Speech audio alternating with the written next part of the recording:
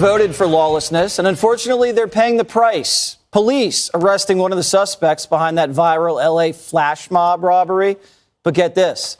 She was let loose from jail on similar robbery charges just one day before the brazen heist. Wow. And you can thank radical DA George Gascon's cashless bail policy for that one.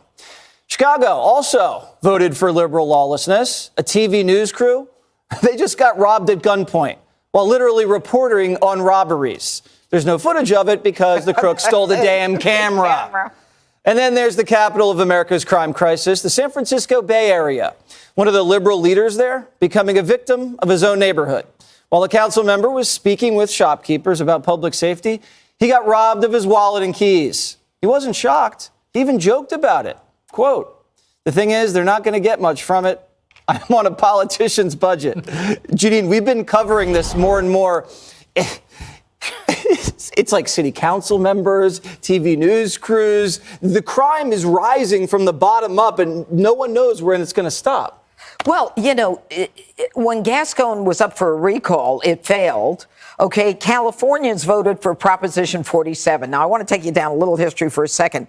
Kamala Harris was the Attorney General at the time of Proposition 47. She called it the Safe Neighborhood and Schools Act. What it did is it released felonies to misdemeanors as it related to grand larceny. And if you were a felon already in jail, you could be resentenced to a misdemeanor, okay?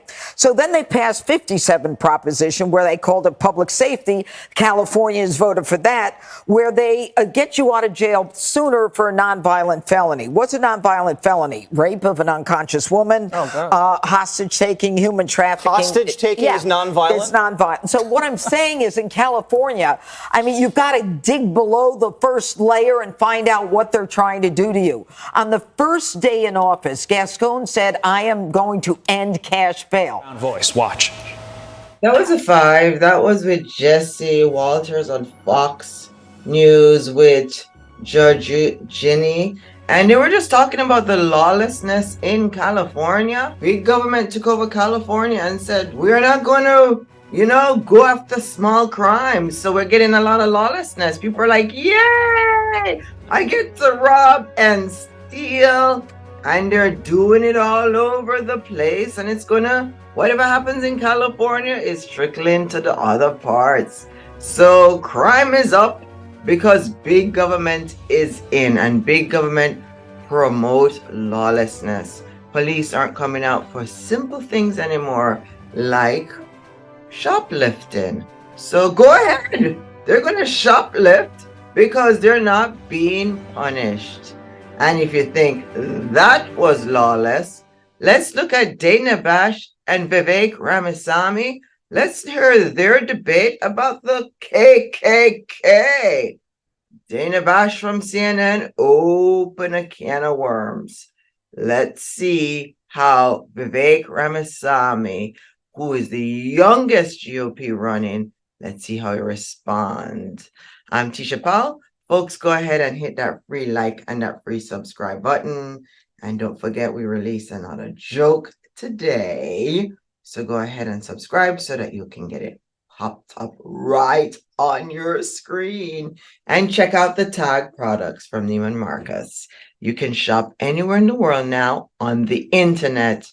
Retail is out, internet is in. How in any way are the views you're talking about comparable to the views and atrocities committed by the KKK? What I said is the Grand Wizards of the KKK would be proud of what they would hear her say, because there's nothing more racist than saying that your skin color predicts something about the content of your viewpoints or your ideas. You didn't just say they would be proud. For Ayanna Pressley to tell me that because of my skin color I can't express my views, that is wrong. It is divisive. It is driving hate in this country. Final thoughts, Joe. Well, I have no idea why anybody would go on CNN at this point. You go there not for an interview and to discuss issues. It's to debate somebody from the Democratic Party. And Dana Bash clearly is an activist more than a journalist at this point. Look, Martin Luther King says we need to judge people by the content of their character, not the color of their skin. Literally, that is Vivek Ramaswamy's point at this point in that interview. And he did very well there, as he always does in interviews. He's not afraid afraid to go anywhere. He did. All right, Joe Concha, thank you. With that, Fox and Friends starts right now. Thank Have a you. good day. Senator Bernie Sanders is downplaying concerns over President Biden's age as he runs for re-election. It is clearly an issue for many voters when it comes to President Biden. You have advice to him on how he should assuage those concerns in the public about his age? When people look at a candidate, whether it's Joe Biden or Trump or Bernie Sanders, anybody else, they have to evaluate a whole lot of factors. At the end of the day, what we have got to ask ourselves is, what do people stand for? So age is an issue, Chuck, but there are a lot of broader issues than just that. Joe Concha is a Fox News contributor and columnist for The Messenger. Joe, I'm still trying to make out what I think of that. I still haven't figured it out. What do you make of a wishy-washy, weird comment like that from Bernie? There you have it. That was a CNN segment with Dana Bash and Vivek Ramaswamy. Vivek, he's trying to make a point about the Ku Klux Klan, and of course he's dark-skinned, and Dana Bash just wasn't having it. And Vivek was like, this is the problem in America, when you have a different skin color, when you are darker, people are racist against you. And what we need to accept is that America is made with all types of skin. And it doesn't matter that Vivek has a darker skin color. He is of the same intellectual or better than the rest that are running. So Dana Bash really got a bash coming to her. I am sure she didn't think Vivek was going to just crush her, but he did. He crushed the CNN liberals that they are. And this is why we love Vivek and President Donald Trump. They like to crush the liberal media. And that's what it's about. The GOP is making beautiful progress. And the $32 trillion that is owed, there is hope. Small government can balance the budget and chip away at paying it off. Folks, I'm Tisha Powell. Please hit that free like and that free subscribe button. Go ahead and subscribe for the latest breaking business or money news in the United States. And check out the tag products. They are gorgeous. They are beautiful. They're from Neiman Marcus. You can shop now on the internet and you can get any product you want on the internet. It can be shipped anywhere in the world. The world is changing. I call the internet digital asset, digital space. So you've seen two segments, one on Fox and one on CNN. And you're seeing what's going on with the lawlessness in the United States because big government took over and big government is not penalizing shoplifting anymore. There's just a lot of crimes that are no longer crimes in California and all the liberal states. And of course, criminals are loving it and you're taking advantage of big government. All right.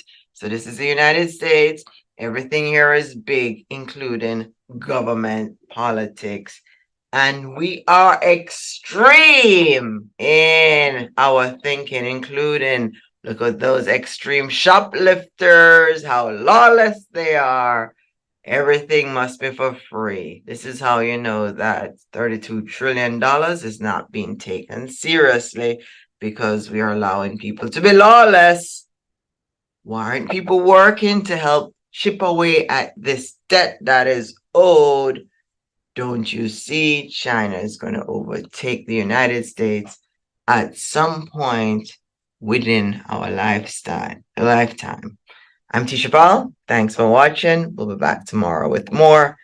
Don't forget to check out our joke today. Subscribe so you can get that joke when we release it. It's going to be fun.